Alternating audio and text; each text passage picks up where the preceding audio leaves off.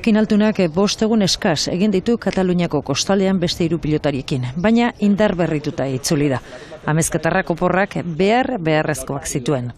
Lotare hobetota dena indet, oporretan, behar nun deskantzatzeko, ondo jateko, eta gehien bat azteko ez. Pelotari dagozkio berrik eta aztu, eta buruak ore ondo tortzea berriz epila kargatu eta gogokin azteko. 12 egun dira ebakuntza egin ziotela ezker eskuko atzerakuslean zeukan noduluak kentzeko. Atzo kendu zizkioten puntuak, baina hurrengo astera arte ezin izango du frontoien entrenatzen hasi. Behatza guainik ezin dut mutxurein, mobilidadea rekuperatu beharrauket, eta hortako egun gehiago beharko jut. Idea da hurrengo asteno dedal bato jarri, eta hurrengo asteno astea pixkat eskuketa iken. Eta presik ez dauket ez, ondo jarri nahi dut. Atza ez ezik, ezker esku ere osatu gabe dauka oraindik.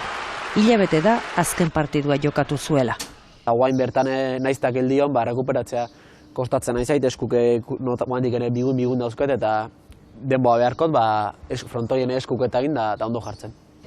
Hil honen 17an Urrestilan jokatzea zaila ikusten du. Hala ere ez dio uko egin nahi San Fermin torneoari. Igual edukiko aukera 17 beharren 24 jokatzeko, San Juanetan, eta ez dakit, 24ako jarriko banitzeke, guendik edukiko nuke aukera jokatzeko. Altunak kamiseta urdina jantzi beharko du aurten gorria lasok eramango duelako. Pelotari haundi eta netzak ore beha horrotea ona da, nik azkenen hobetzen zeitu beharra auket, ikustet besteke gordatozela, eta netzate ondo toriko zait.